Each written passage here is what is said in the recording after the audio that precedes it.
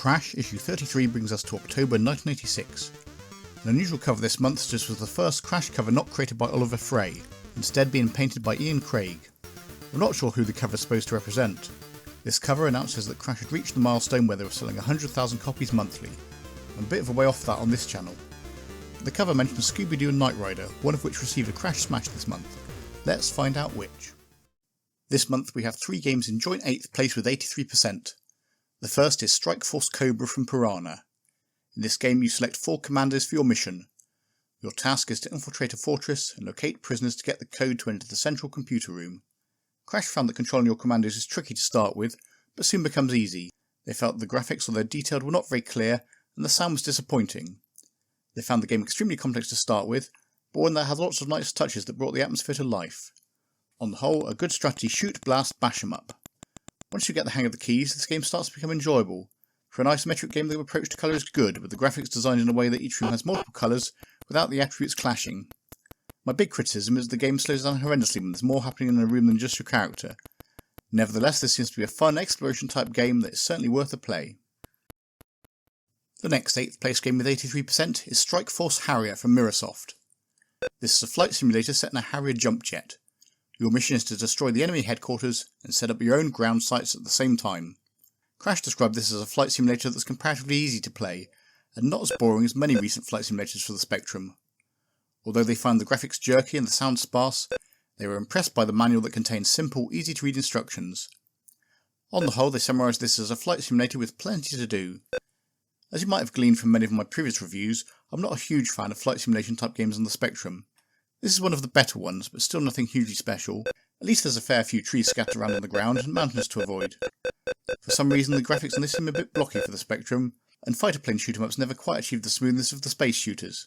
Take a look if you like this kind of game, but I can't get excited about it. Also in 8th place with 83% is Universal Hero from Mastertronic. This is a 2D arcade adventure. In this game you play Captain Bert. You start on an asteroid and have to connect pieces to mend your shuttle to reach a freighter and repair that. Crash were pleasantly surprised the Universal Hero, finding it easy to get into and exciting to play. They found it addictive, needing a quick mind as well as accurate moving. They compared the problems to Spellbound, finding them initially easy, but getting harder towards the end. Graphically they rated this highly, with nicely detailed backgrounds, large and porky characters, and colour that was used to maximum effect. At £1.99 they recommended this as being great value for money. Of all of this month's 8th place games, this is undoubtedly the best. Whilst there are a lot of games with this kind of 2D science fiction room exploration feel, this is perhaps the first I recall being an arcade adventure more along the lines of Pyjamarama than just a pure Blast Aliens Explorer type game. The animation is smooth and the game is not frustratingly difficult, providing challenge more from the problems you have to solve rather than pure arcade reactions. A game I'd recommend playing and one I'll undoubtedly come back to. In 7th place with 86% is Hunchback the Adventure from Ocean. Ocean had released the original Hunchback game rated 66% in issue 2, and followed this up with the improved Quasimodo's Revenge scoring 85% in issue 13. This time they tackled the story of Quasimodo as a text adventure.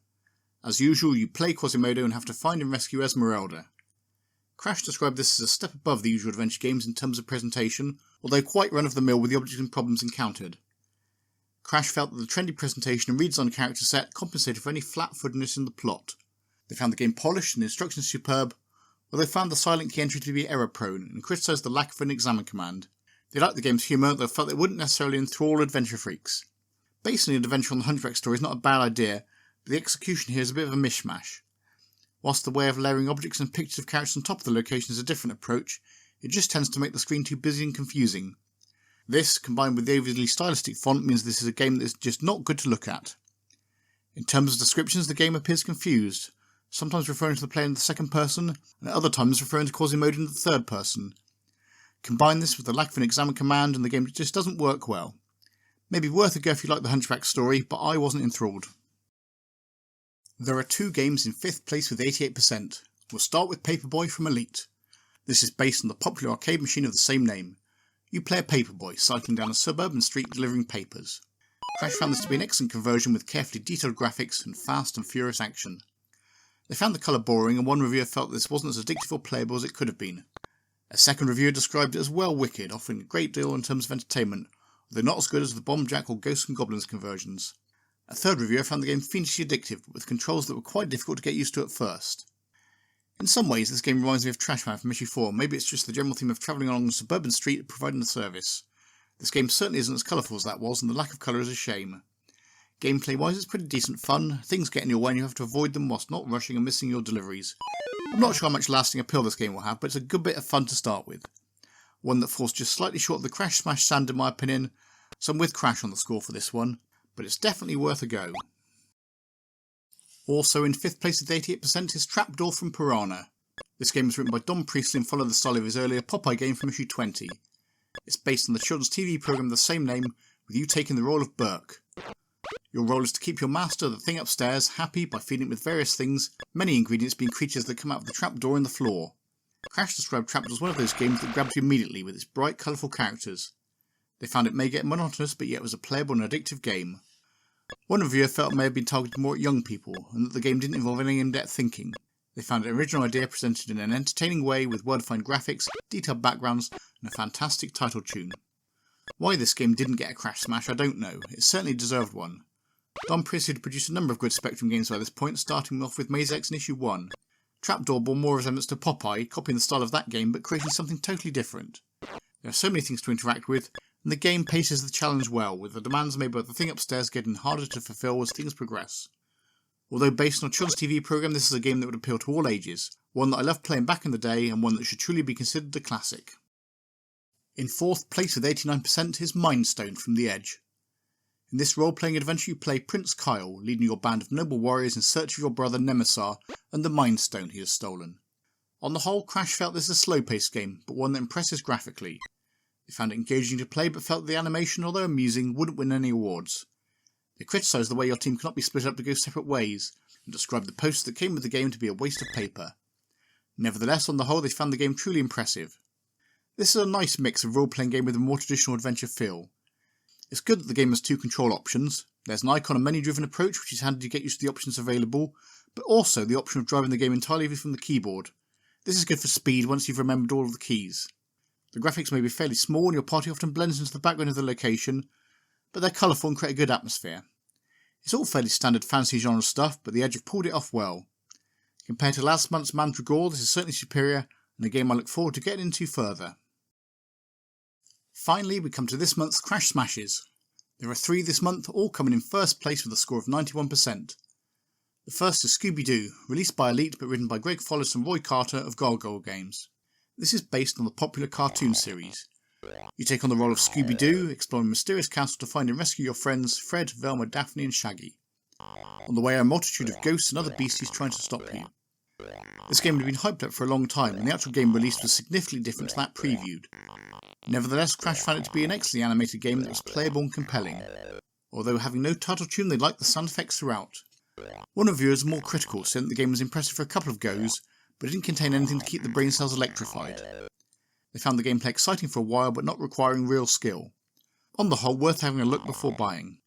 I just didn't take to this game as much as Crash did. It's superbly crafted with a good interest screen and nice cartoon-style graphics, although it reminded me a little of the Rocky Horror Show from issue 18. However, with Scooby, the ghosts and the backgrounds all being in the same colour, things sometimes blend together and it's not always easy to pick them out. Fundamentally, the issue I have with the game is in the character of Scooby.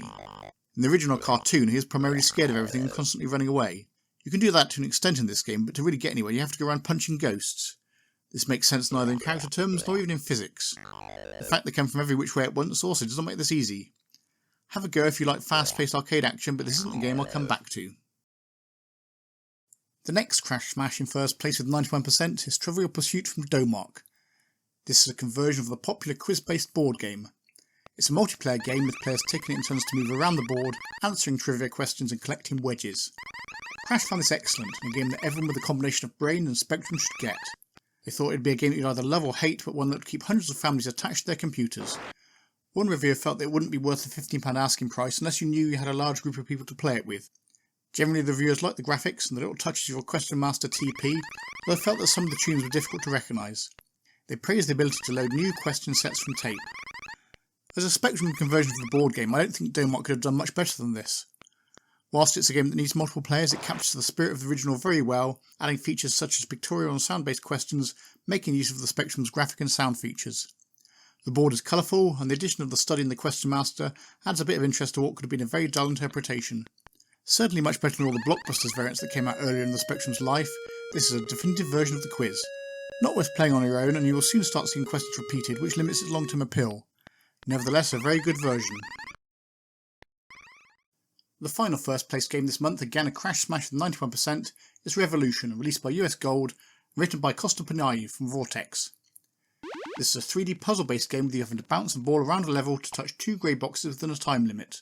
Crash found the game addictive, although it was only addictive in short bursts. Although resembling Bounder from issue 29 and Gyroscape from issue 23, the game didn't have the realism or playability of these games. They also found it didn't compare to some of Costa's previous games, particularly Highway Encounter. Another reviewer found the graphics exquisite and the ball excellently animated, but the sound a little lacking. On the whole, however, this is an unusual and good-looking game that provided a real challenge. It's another from Costa Panayi, and you can tell, the graphical style of Highway Encounter is definitely coming through in this game. Quite different in gameplay terms though, and tricky to get the hang of to start with. The bouncing ball mechanic we saw quite a bit in issue 31 with Action, Reflex and Cauldron 2 is here, but this extends that idea into 3D. A 3D puzzle game against the clock could also draw comparisons with Corel from issue 29, but this is far superior. The animation, presentation, sound and overall smoothness just feel incredibly polished. I'd not played this before, and would regard it as one of the better puzzle-based games for the Spectrum. I don't know about long-term addictive qualities, but if, like me, this one passed you by first time round, it's well worth having a go. If you have enjoyed this, please like and subscribe to see more videos about retro computing from Logic Retro.